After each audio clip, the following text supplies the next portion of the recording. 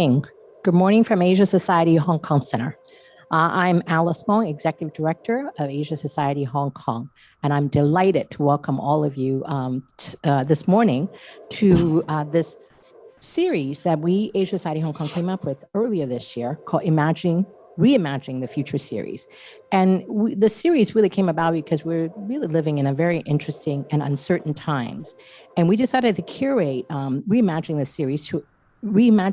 Future series to examine really important issues in the region and the globe. And since we have a lot of time on our hands, some of us, if you're in lockdown or quarantine, but by being able to convene leading thinkers, policymakers, thought leaders, we really aim to foster this dialogue, citywide exchange, and encourage discussion on issues affecting our shared future, including trade policy, sustainability, sustainable economic models, culture, public health, and education. And we've had a series of talk already. And so stay tuned on our Asia Society Hong Kong website for more discussion on the Reimagining the Future series. So today we have Making Policy Work, How to Drive Policy Impact. And we have two great speakers joining us. Professor Anthony B. Cheung, Research Chair, Professor of Public Administration, the Education, at the Education University of Hong Kong. Welcome, Professor Cheung.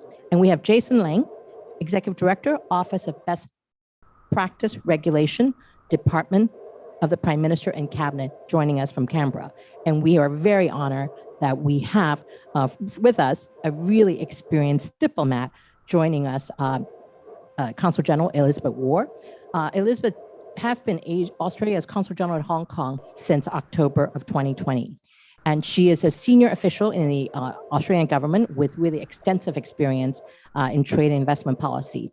She was the chief negotiator for Australia-Hong Kong Free Trade Agreement and Associate Investment Agreement. And she was a lead negotiator, and led negotiation on behalf of Australia in the Trans-Pacific Partnership, TPP. Prior to her posting here, she was first Assistant Secretary in Trade, Investment, and Business Engagement Division and Special Negotiator in the Regional Trade Agreement Division. And her experience, she has been in Washington, D.C., New Delhi, and Cairo, and we're really honored that she's here now representing Australia here in Hong Kong. So I'm going to hand it over to Consul General Ward. Thank you. Thanks for that lovely introduction. And welcome everyone to this terrific series, the second in the series of Reimagining the Future, a collaboration between the Asia Society and a number of consulates around town here in Hong Kong. I'm Elizabeth Ward, Australian Consul General.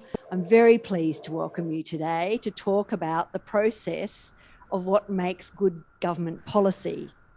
Now, of course, for those of us who've worked in government, we find this endlessly fascinating. And, you know, if there's ever anything that can bring to a head the complexity of policy making, I guess it's the last 2 years.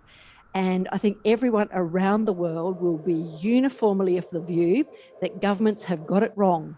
However, stepping through the process of what makes policy tick and what steps governments take in their process to come up with policy responses and to assess how effective they are is the bread and butter of our two panelists. They have been briefly introduced. I'll get them to actually introduce themselves, but we have Professor Anthony Cheung, and we have online from Australia, Jason Lange. Perhaps what I can do is go straight to you, Jason. We'll get straight underway rather than mess around any further with introductions. We've got an hour. Please, if you have questions, there is a Slido arrangement in place. We will be taking questions as they come in. I'll try and stitch them into the questions that I pitch to the panelists, but otherwise, if enough questions come in, we'll just take questions at the end.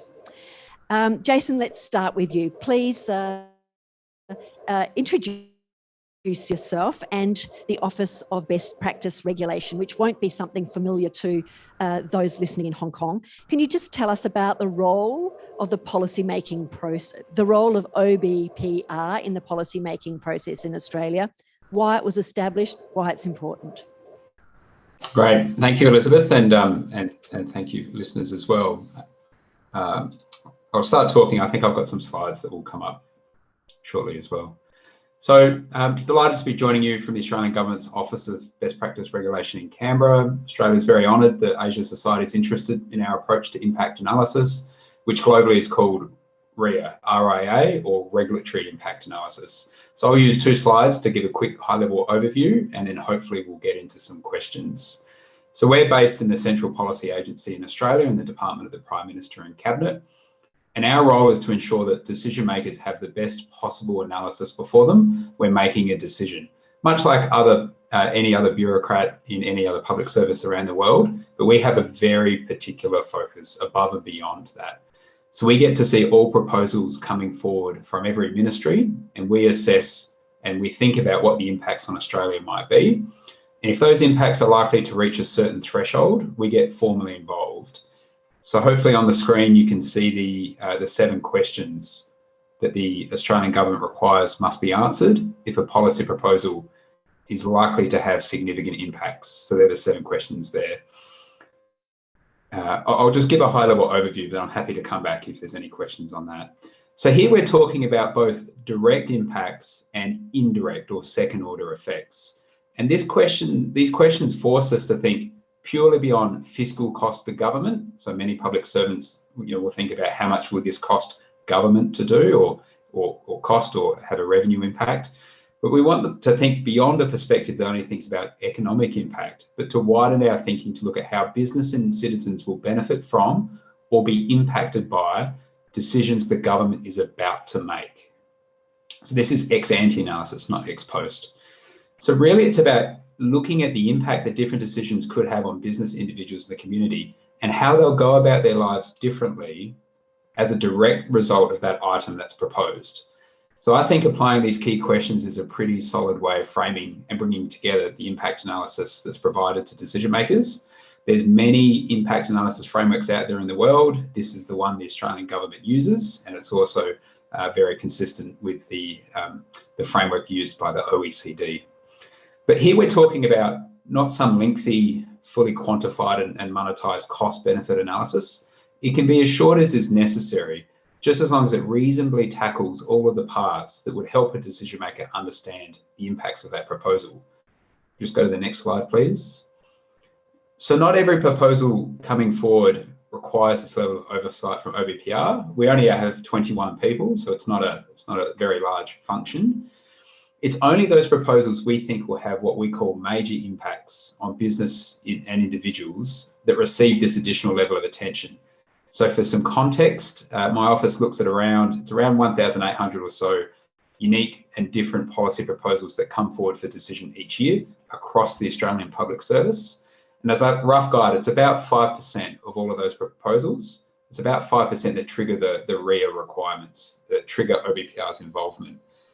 And when I talk about impacts, it's important to get across the concept that these are beyond first round effects. So we talk about broader flow-on effects if possible. So perhaps think of it this way. If that decision were to be taken, we ask, what are the flow-on impacts on business and individuals in the community that we could reasonably foreshadow now and expect to see? So we look at who is likely to be impacted, and then we try and work out with the relevant ministry how they might be impacted. And you can see on the slide there's a few different types of impact, which I could come back to later if there's any questions. So thank you for that opportunity to talk about what we do. If the Australian Government's impact analysis frameworks are of interest to you, I and my office are always happy to chat. But that's the end of my introduction, and over to the Professor. Thanks, Professor Cheung. Could you tell us about yourself and introduce the Hong Kong policy-making process? Okay. I'm Anthony Cheung. I'm a public administration professor, but I've been in many roles. Before sort of retiring from government position, I was for 5 years the Secretary for Transport and Housing. is equivalent to a government minister. And in the past, I had served as a civil servant. I joined academia in the mid-1980s, but I was also very active in public affairs. So for a couple of years, I was a legislator, and I was active in party politics, NGOs, think tanks. So I think I have both an academic view about policymaking and also a more practical perspective about the reality of policymaking. In terms of the policymaking framework in Hong Kong, I guess, first of all, we do follow the usual sort of rational approach to policymaking, in the sense that we do have to identify the problem. We do have to assess the pros and cons of various options. We do have to conduct impact assessment. Jason, you talked about the regulatory impact. In Hong Kong, we have similar assessments. We also have assessment on environmental impact, or in terms of transportation, housing, traffic impact as well. And we make a decision, and then of course, we do have to consider the practical ways of implementation, costs and benefits. And at the end of the day, of course, feedback, outcome assessments, and so forth. So I guess, like many places in Hong Kong, we have a similar system. But of course, the challenge lies not in terms of the design of the system, but more in terms of how you make the system work. Because, for example, a problem, different people may look at a particular situation and define the problem rather differently. It's a bit like three blind men touching the elephant, and then each one of them touching different parts of the elephant will tell a different story. So different actors, different interest sectors, they may see the problem rather differently. In terms of costs and benefits, of course, these are relative to how they consider the gain and pain from their particular position. So therefore, you have conflicts, you have competition in views. And in terms of measures to be taken, for example, in the current COVID-19 pandemic, and we can all see that different parties, I mean, I'm not talking about political parties, but interested parties, they have different views about testing, about quarantine, about when and how to reopen the border, about whether or not vaccination should be mandatory or just voluntary, how many jabs. So you can imagine a lot of questions. And these are part of the real world of policymaking. So I guess it's not the system on the surface which is the problem. It's actually how you conduct the actual process within a particular design. And in terms of different approaches, of course, some may see that certain options will be beneficial to them. Some may see those options as a threat. So how do you balance different interests? And I think that is the real challenge in any decision-making and policy making. And what goes behind the decision and what happens after a decision is made, I think that varies a lot in different contexts. Thank you very much for those introductory comments, both. And that's really set the scene for probably more than 1 hour of conversation. However, we will stick to the 1 hour. Let me go straight back to you, Jason. Can you map out for us an example of how the process works on a day-to-day basis from OBPR's perspective? So you have this, you sit above and guide the process of policy making in Australia. How has the Australian government come to a place where that culture is accepted by different agencies? And can you give us an example of a policy and, you know, your practical role in guiding it? Sure. So in some form or other, there's been an OBPR since 1986. Initially, it was in a sort of business, regulatory cost business sort of mode, and then over the years has morphed to include a focus on individuals and community, and really move away from a focus on red tape or regulatory costs to think about impact, first, second, and third round effects if possible. It's actually a decision of the Australian Cabinet to have OBPR. It's not legislative, it's an administrative decision of government. The fact that it has been maintained since 1986, I think, tells volumes for the culture within Australia of this. And before I answer the question, I might just make an important point, which is every one of these RIA that is done, if a decision is taken by a government, that RIA is announced, is publicly released, sorry, along with OBPR's assessment of the quality of it on Prime Minister and Cabinet's website. And that transparency is a really important point to note. And I'll come back to why that's important. A classic example, I'll just make it up. I won't obviously talk about a live policy issue that's ongoing, but a classic example would be a department of something wants to sees an issue and wants to fix it. And so they'll brief their minister to say, come forward to Cabinet with this proposal. It might be something like the Civil Aviation Authority says that drones in the sky are an issue, so we're going to ban the use of drones within 5 kilometres of an airport. All right, I'll make the example up.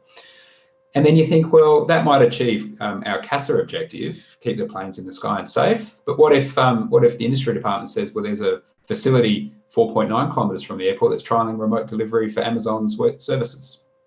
We ban all drones within 5 k's of the airport. That would affect that institute. Or it might we might have Red Cross Society trialling remote delivery of blood to regional settings using drones, right? That also operate in a close by facility. And so the purpose of OBPR is to ensure that decision makers have the best possible analysis on whole of government effects. So it's not just about achieving the safety objective of CASA. There's flow-on effects to industry, there's flow-on effects to blood delivery, and maybe there's flow-on effects at the sub-national level. Say the New South Wales government has a police service that operates unmanned vehicle surveillance out of a nearby facility. So not just the Australian government, but also the sub-national state level government as well. And OBPR's role is to spot all of these effects, to make sure that the CASA person connects with the industry department official, the state level official, so that when the product comes to the Prime Minister, all of those moving parts are considered, not just the one portfolio's view and the one portfolio's recommendation to government, but all the moving parts. And so OBPR would work with that entity to say, well, is the issue that the drones are in the air, or is the issue that people aren't using them sensibly? So should we put a 3,000% tariff on the border on those drones to make them unaffordable, rather than banning all drones within a certain proximity? Or we might require people to do, say, a 10-hour training course on how to fly a drone properly. Otherwise, they get a very large fine if they don't do this online course. So there's multiple options that could actually address that problem, rather than a regulator or a ministry seeing an issue and just banning it and not being aware of the downstream flow and effects. So OBPR would do this hundreds and hundreds of times each year. There'd be 200 to 300 proposals that would trigger our interest each year, but only around 70 or 80 are actually finalised. And what that figure tells you is there's a lot of policy work that happens at the national level that doesn't make it through to Cabinet or the Prime Minister, because OBPR's involvement, I guess, is asking, what's the policy problem? What are the pros and cons, etc. And through that process, through that rigorous sort of office of the critical friend, if you like, those proposals don't come forward to the decision maker because they actually can't get through those steps. And so we play a really active role, not just across the APS connecting ministries together, but also, I guess, sense testing what's coming forward to say, well, is this ready to come forward to our Cabinet or our Prime Minister? Thanks, Jason. So how does Hong Kong handle this same sort of framework of issues? What's the process of distilling policy responses to a problem, problem definition, working through these second order effects as Jason talks about them, and how is that managed in the lead up to going to decision makers in Hong Kong? I guess the choice or the challenges that Jason mentioned in Australia, I think these are quite familiar I mean, in the case of Hong Kong, for example, when it comes to a problem, of course, as I said earlier, different parties, different interests may have different views within government, maybe different departments may see different aspects of the problem. And there's this, what we call read-across implications across departments or ministries in the case of Australia, a national and a subnational level. In Hong Kong, we are less complicated, but still there are diverse views. So how do you bring these different perspectives together? Sometimes they're conflicting with one another. So of course, ultimately it's a political choice. It's the final choice of the government center. For when we say outcome-oriented policymaking, of course, we are all looking at what will be the overall impact of the policy after implementation in terms of addressing the real problem, in terms of making things simpler to handle. But for people within the government, I guess they have a small O in terms of outcome, meaning that, okay, whatever problem we are facing, how do we do it so that we can achieve something, whether there are deliverables. So it's not compared to what I may describe as desirables in the society. When it comes to real policy making, we say, can we deliver something? Is that problem solvable? I mean, in the practical sense. So that will be the process of consideration. Now, in Hong Kong since 2007, we have made public engagement almost a compulsory part of any policy-making process. Of course, we are more talking about major policy changes or initiation.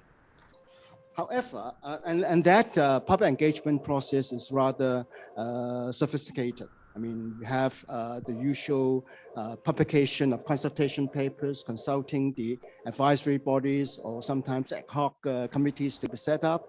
And then we'll conduct sessions at the community level, like town hall meetings.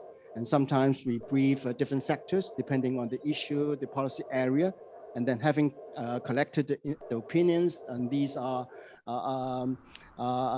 dealt with. And then we have a final consultation report, and then the public is free to access the original submissions from members of the public electronically.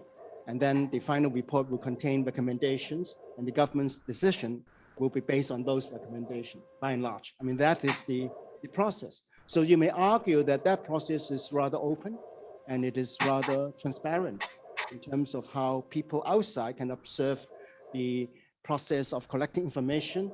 They can see from the consultation paper the way of thinking of the government in terms of defining the problem. And we tend to believe that consultation helps to bring diverse views together, so that at the end of the day, some kind of consensus can be worked out. But my experience when I was in government as minister was sometimes things did not work out that way. The consultation sometimes may even make things more complicated because the various views may become amplified. The diversity or the differences may become exaggerated. But at the end of the day, you still need to bring views together. So therefore, government has to say, okay, having listened to these different views, we have come to this conclusion. And then various parties will not be happy because they think the government is not listening to them enough. But that perhaps is an avoidable outcome when you have to balance different views. And sometimes members of the public may be quite reluctant to accept a trade-off. Let me give you one example. In terms of housing. Housing now is #1 problem in Hong Kong. Now, while the whole of Hong Kong, everyone will agree, we need more housing, we need more public housing. But when you go to the different districts, in Hong Kong, we have 18 district councils. So my experience when I was a minister, every district council would say, yes, we need housing, but not in my district. Go to another district. They have more space, maybe transport is better. So this kind of NIMBYism phenomenon is quite widespread. And I presume not just in Hong Kong, but in every city. So that is another challenge when it comes to consultation and when you try to collate different views and come to a conclusion.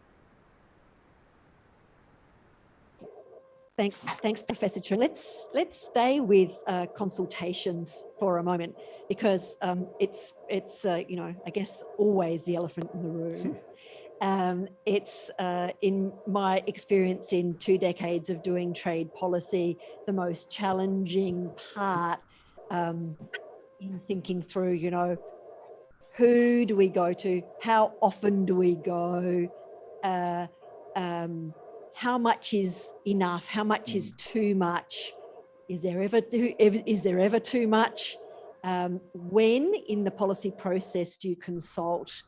I think from the perspective of an agenda such as trade policy, where your entire agenda is shaped by the economy and people who are trading, it's a question of every single day you're consulting. But that's not always the way, of course. Jason, as an organisation that guides others through policy-making processes, what observations would you make about consultations in informing policy development? Yeah, if you think of OBPR's role, we only touch the biggest, or only get involved in the biggest proposals that are coming forward for government. So those that likely have the most significant effect. So almost by definition, these are things which people will stand to benefit significantly from or face significant negative outcomes. And so always topical, always sensitive. The answer I usually give bureaucrats in Australia is that those stakeholders will most likely contest the outcome if it doesn't go their way, regardless of the analysis and the process that's put forward.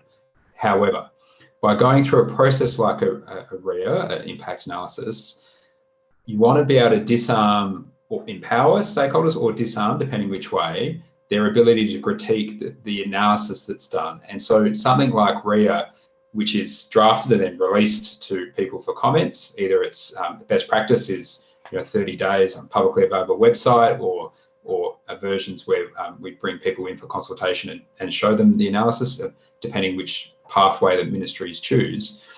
The purpose of RIA is to be able to say, well, here is the department's best analysis and best advice to ministers. Now, you may not like the outcome, you may not like the policy outcome that government chooses, but RIA is designed as a tool to get stakeholders together to say that they can't debate or necessarily strongly critique the thinking, the analysis behind it. So they may not be happy with the outcome, but they can see the basis on which that department or that ministry gave the advice to the minister. And so by putting forward the assumptions, putting forward, how much we value people's utility, or how much we value their use of time, or if they have to spend an additional 14 minutes on the train, what the pros and cons of that are, etc. Being able to put that on paper centers people's views to make it about, well, okay, well, what's your view? If the government thinks that the value of your time is such and such $1, do you have a different view? It forces people to then come up with their own responding analysis, their own responding value of this benefit or this cost or this addition to their lifestyle or removal from their civil rights, whatever it is. And you say, well, the ministry of whichever is proposing the proposal thinks that the values are X. If you have a different way or a better way of articulating that, we'd love to hear it.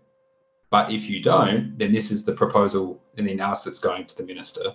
So it's a really useful way for departments to bring very different stakeholders together to focus on the analysis. And then sometimes ministries like to say, well, we think the figures say this, or the analysis is this. This group thinks that it's slightly more. This group thinks it's slightly less. But stakeholders can invest into the process because they know that is the document that goes to the minister, that goes to the cabinet or goes to the prime minister, and that their views are visible and represented in the document. Now, they may never like the outcome, but at least they can't critique the policy thinking in the process that led to that outcome.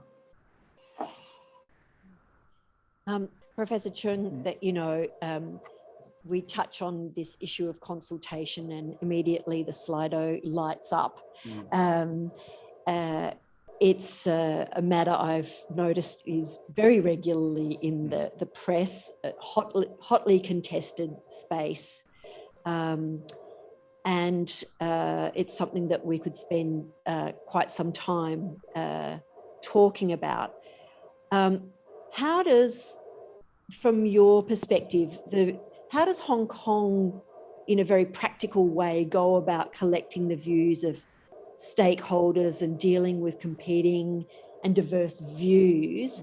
And how do we manage this now at a time where there are some real divisions in the society?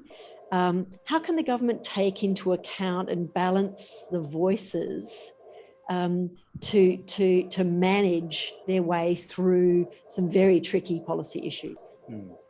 Well, in an ideal situation, the government has to look after everybody. So the government is the party to balance different interests. We accept the reality that there are different interests, different inclinations, different ideological approach to issues, and you can't please everybody. And sometimes the government has to protect the minorities. So these are factors the government has to consider. And I think Jason's point is well taken in the sense that you need experts, you need analysts to really provide some relatively objective perspectives to the issue in front of you, so that even ultimately you have to make a hard choice. You are not totally ignorant of the full implications of whatever decision you are going to make. Now, I think in terms of a society which is becoming more fragmented, as in Hong Kong right now, we have gone through a period of political polarization, lots of anxieties, uncertainties about the future. I think that is really a very challenging environment for the government, irrespective of the government's own values, orientation. But at the end of the day, even if consultation is not always able to generate a clear outcome, a clear consensus, it depends on issues. It depends on whether those issues are complicated, the policy areas. But I think the government still needs to go through the process. The government still needs to enable ordinary people to see that government does listen to them. And the more the government indicates, impresses upon people that they have indeed listened to people, even though the ultimate decision may be different, may vary a bit from what people or different sectors expect. At least people know that this government is taking its job of listening to people, responding to the situation very, or rather responsibly. Because I believe that even though they do not agree fully with what government decides to do, I think every person has a yardstick inside them. They know whether this government is listening or it is not listening. They know whether a consultation is genuine or just something cosmetic. So I think that makes a difference. And government has to really connect to people, like how government communicate with people in terms of defining the problem, for example. Now, COVID-19 is the typical example. I think people realize that it is not an easy job for any government to deal with this rather unexpected and still ongoing pandemic with no light at the end of the tunnel, so to speak, because there's mutation all the time, different variants. But at least they want to make sure that the government is in good control of the situation. So when government does the communication, it's not just telling people, okay, we have decided to do this or to do that. I think to some extent, the government has to let the ordinary people know what is the end game in the mind of the government. End game at this stage. What will government expect things to turn out to be? What kind of messaging the government would like people to receive? I remember early last year, at the beginning of the pandemic, when the supply of surgical face masks was a huge problem for Hong Kong and I think for other cities. Now, on the one hand, you advised experts, the government advised people, okay, you must wear a mask. You must change your mask every day, or sometimes even more frequently. You must wash your hands and so forth. But when there isn't sufficient supply of masks, then the real question for people is not wearing masks, but what can we do without masks? That is the challenge to ordinary people. So I think if the more the government can relate the real situation on the ground, even though the problem cannot be solved immediately, at least the messaging will be more direct and relevant to people. My follow-up question to you, I think you've gone some way to responding to this already. You know, Jason has been talking about regulatory impact analysis, RIAs, as the Australian government's tool to be able to communicate with stakeholders, with the public about exactly the process for thinking through the decision that's you know that we've ended up with in terms of resolving a policy problem. And that's this Australian government's way of being transparent in feeding back to the community. What is the Hong Kong's government in feeding back on very specific consultations and policy problems, apart from talking in the media? Is there, you know, are there reports that are made public in a very transparent way that can help people see exactly how decisions are made and, where their issue is resolved? In terms of information, transparency, access to information, reports, I think in Hong Kong, we are doing relatively well in the sense that, well, we do publish various reports. Information is available on the website, papers submitted by government to the legislature. But I think the problem probably it's not fully a two-way street. It's more one way. Okay, we make known what we are doing, what we intend to do, what kind of problems we're trying to address. But perhaps we are still behind. I mean, overall speaking, we are still behind in terms of telling a story. In my view, communicating is it's not just providing figures and reports. That will be very cold kind of communication. You need a warmer kind of communication. You want to engage. You want to talk even through publications, the website. You want people to feel that they're listening to you, telling them story. It's like family members talking to one another. So that kind of narrative or storytelling is important. But sometimes I think in Hong Kong, sometimes government officials, we are not that used to telling stories. So that despite the huge amount of information theoretically being available, for the ordinary people, they don't, first of all, they won't go into those reports.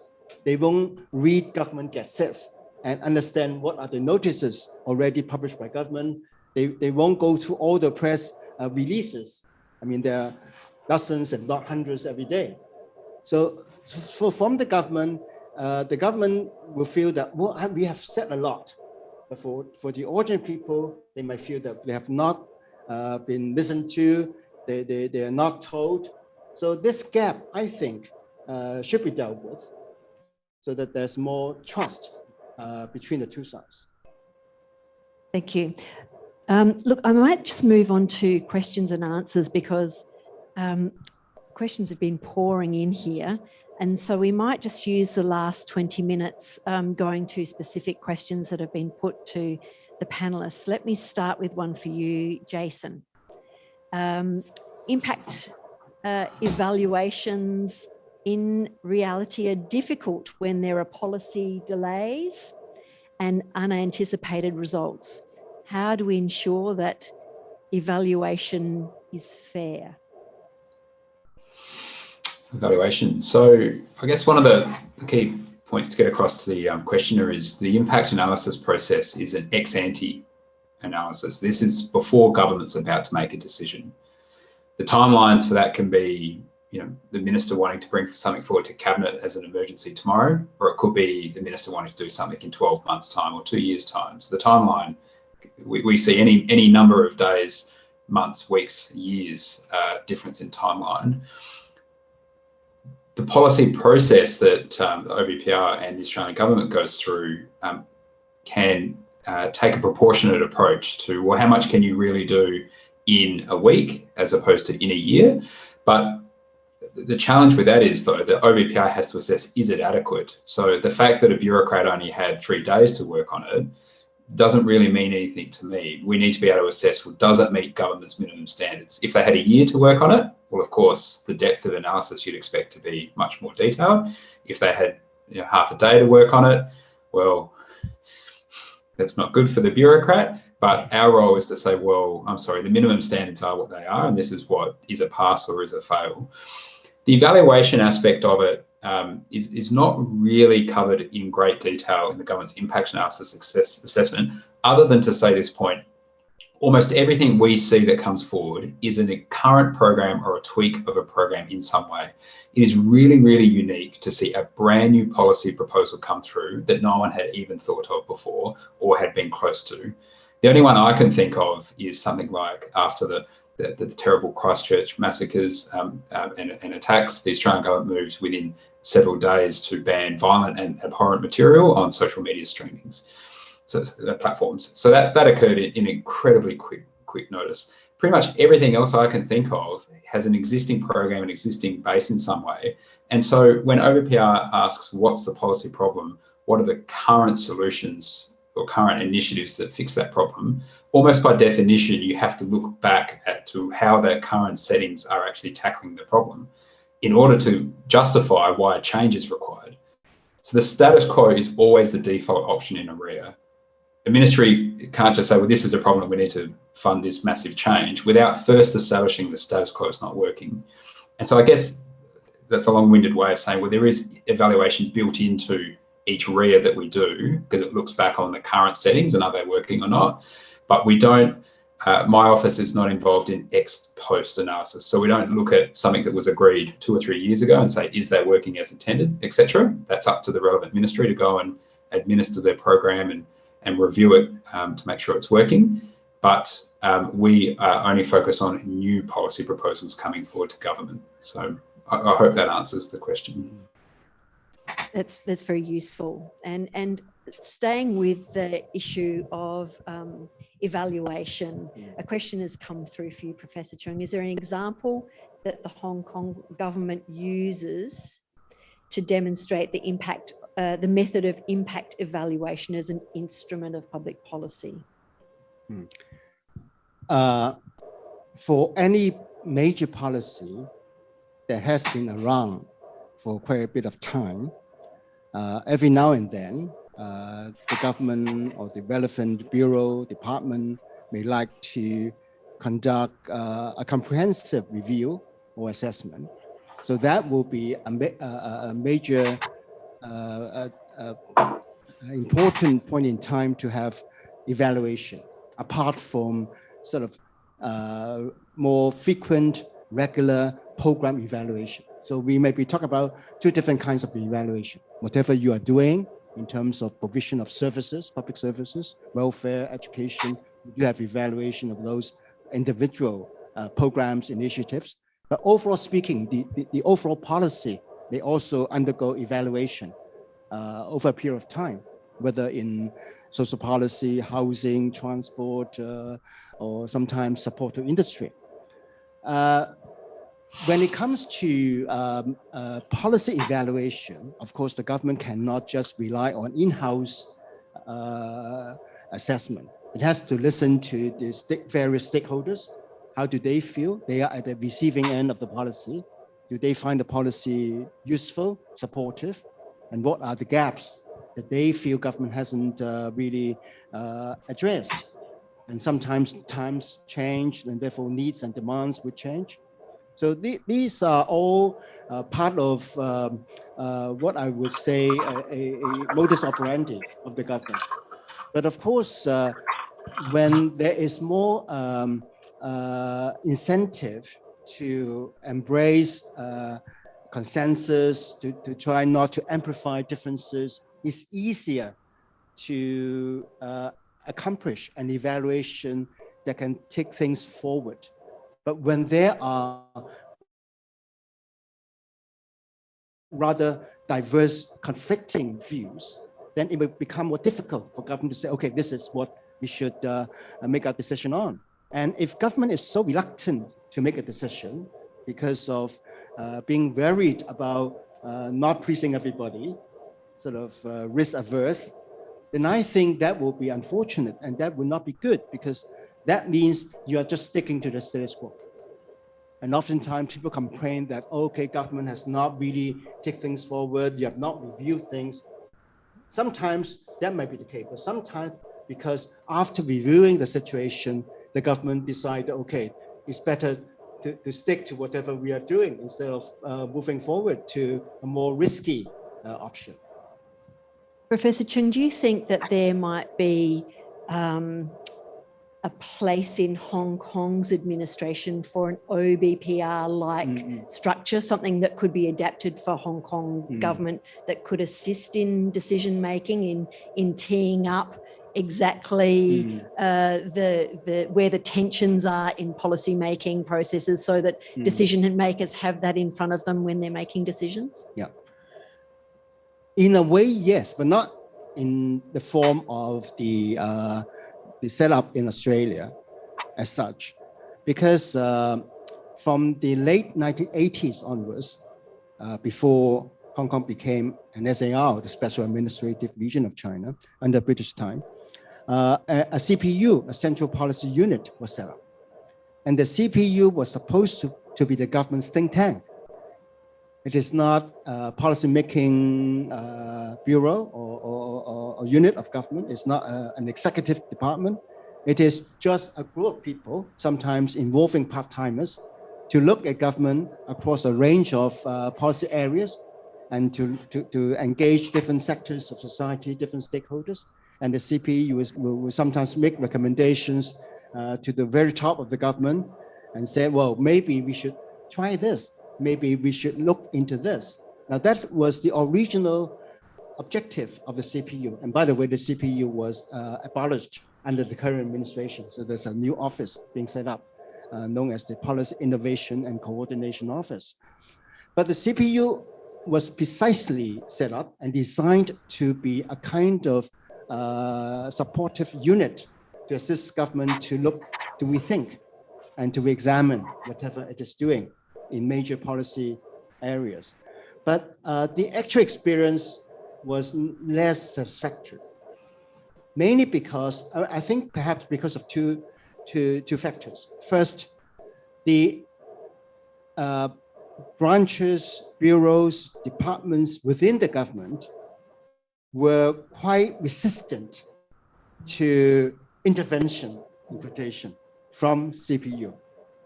Because they would say, well, we are in charge of policy. We know best what is the problem. And sometimes proposals from CPU may not sound that feasible. And that brings the second factor into play, because it all depends on the capacity and the expertise of the CPU, whether it is able to make sound recommendation, sound not just in terms of the vision, but also in terms of whether it could be implemented, whether some deliverables can be achieved.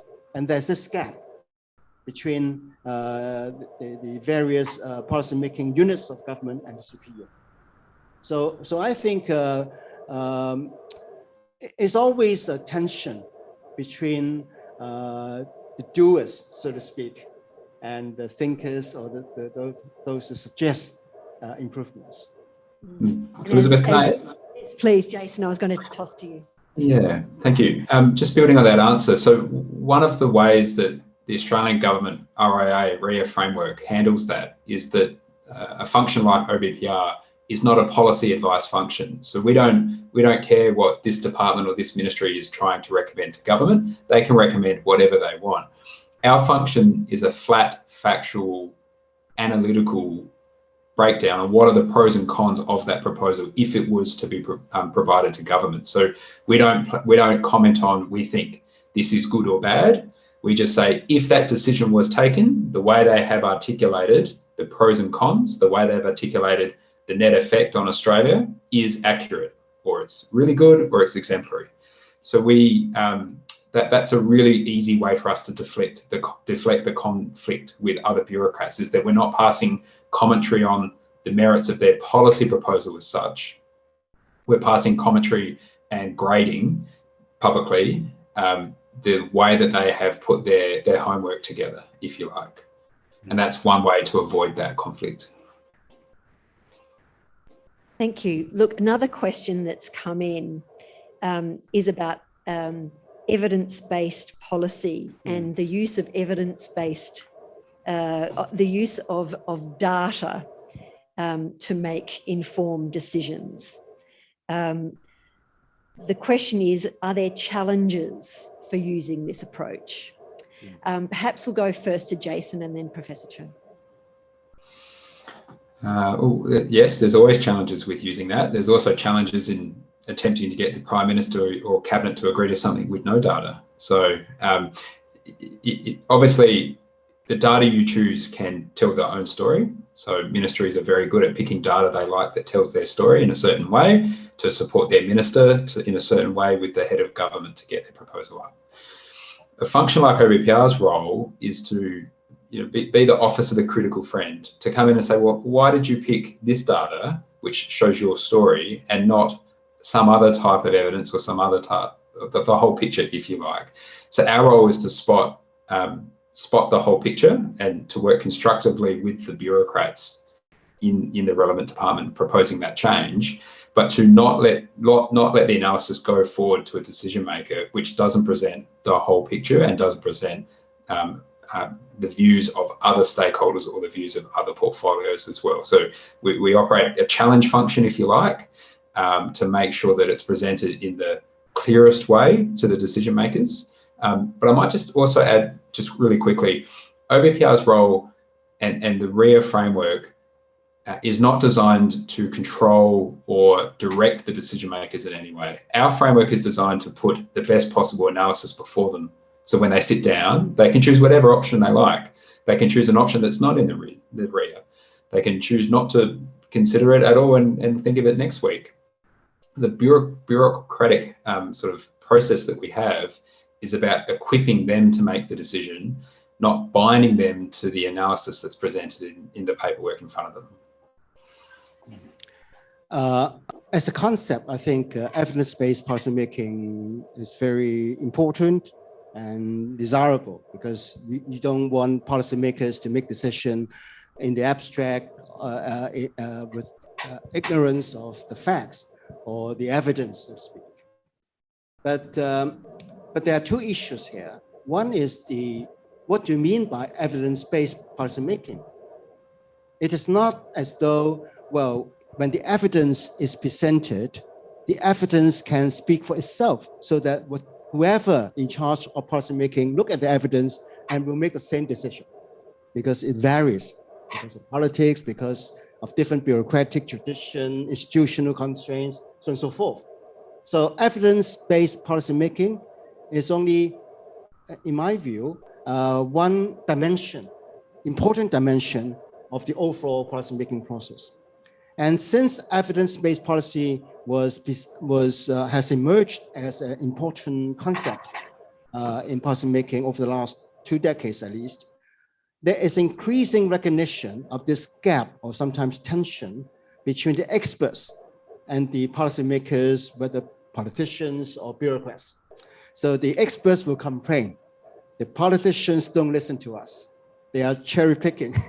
They pick what they want to justify what they have already in mind to do. And then on the other hand, of course, the bureaucrats, politicians will complain, oh, the experts, they are just armchair experts. They don't understand the real situation. So their views are not really that relevant or useful to us. I think there's a bit of truth on both sides. And that's why I think there needs to be better engagement, interaction between the experts and the policymakers. And the experts, in order to have better impact on policymaking, I think it is important for the experts to understand the real world of policymaking. Because when the ministers or the heads of government, when they look at issues, very often they are not just looking at the evidence. They also have on the back of their mind the various demands from their supporters, people who oppose the government, people who support government critics. So whatever balancing act that might happen is a mixture of a bit of everything. So if the experts would like to draw stronger attention from policymakers, I think they need to treat that not just as a situation of presenting the evidence and let the evidence speak for itself. I think the experts will also need to have better communication, better narrative. Thanks very much, Professor Cheung. Look, we've just got a few minutes left, and I have been trying to kind of group the questions as much as I can. Thank you so much for all of those. But perhaps what we can do now is just pitch one last question to both of our panelists and ask them in answering also if they could give any final thoughts that they want to leave our audience with today. So the question has come through and there's been a bit of interest in this question on the Slido. Do you think policy decisions are more important to be desirable or effective? This is something that Professor Cheung mentioned in his comments earlier. And I think it's actually, you know, gets to the nub perhaps in some ways of the way people see this dichotomy. It's not these are not necessarily very similar issues, of course. And I feel that Jason will have a very specific sort of response. But just so, Jason, why don't you go first in responding to this, and any final thoughts you'd like to leave with the audience? Yeah, in terms of desirable versus effective, great question. The way I think about it is, if you have a policy problem, doesn't matter what it is, and what the bureaucracy brings forward and what government decides to do about it, if it only partially works, if it only partially addresses the problem, well, then they'll have to come back a few years later, you know, with an amendment or changing it or increasing the size of it, etc. And I just don't see why, you know, the purpose of the bureaucracy and government is to fix the problems that the country needs us to fix the first time round and do it properly. And so effectiveness would always win out for me, because the entire point of making a change that benefits or impedes upon business or people's lives is because the decision's been taken that it's for the greater good of the country. And if you're going to intervene in that way, then you want to get it right the first time round and as effective as possible. So that's why something like impact analysis, really the first question is, what is the policy problem? Not what's the thing that's easiest for the department to fix, not what's the thing that's cheapest for the government to fix, not what's a part symptom that we could just maybe fix half of and let the rest fester. The very first question is, what's the policy problem? And you would be surprised at how much time OBPR spends across the bureaucracy really defining that to be as clear as possible, so that the actual solutions that come forward will actually work for the country. Well, I would add that in whatever policy-making situation, there's always a gap between what is desirable or demanded and what is achievable. So if we understand this gap, because we might be talking about two different things, as Elizabeth actually said, then for those on the advocacy side, then they have to try to persuade government to realize that there are practical ways of achieving something. The more they're able to do that, the more they're able to persuade the government to actually follow what they are proposing. And on the part of the government, now they know what people expect government to do, they know what people desire government to achieve. But of course, the government cannot just say, okay, we are going to do this, without thinking through the actual requirements for implementation or to achieve the outcome, to give rise to the impact. And if government is not sure of whether this is really feasible, the government may be reluctant to make any decision. But if government just sticks to the status quo and refuses to step forward with a decision, that may not look good, because the people will think the government is not listening to them. So the government then has to redefine the problem, and to redefine the problem in such a way that some achievable outcome can be made. So I think it demands both sides to adjust to this unavoidable gap. Thank you very much for those responses. We've reached the hour, folks. Thank you so much for your time today. I'm sure you can agree with me that we've just scratched the top of the iceberg here. There's a lot of conversation we could have about this issue, but thank you so much to Jason Lange and Professor Anthony Cheung for joining us today. And I hope you have a good day in Hong Kong. Thank you. Thank you. Thank you so much, Consul General Wharf, for that wonderful discussion. And I know this is how sausage is made, and we kind of got it behind the scene. And as you said, there's so much more we can discuss on how policies are made and impact. So we want to thank Jason, Professor Cheung, and Consul General for this wonderful discussion this morning. But for those of you who are interested in the series, we have more coming up. In fact, the next one will be on November 29th, Building a Social Safety Net. What makes a sustainable model? So that is something that we're really excited that we're collaborating with the Swiss Consul General's office. So we really hope you can join us. And other program coming up, you can check out on Asia Society's Hong Kong website. In fact, there's an exciting program we're looking forward to talking about Afghanistan, what is currently happening, light and darkness stories of hope and fear from Afghanistan. And that program we'll be bringing it to you. It's going to be a hybrid program. So those of you who are in Hong Kong would like to join us in person, please sign up. And we look forward to having you here for the November 9th program.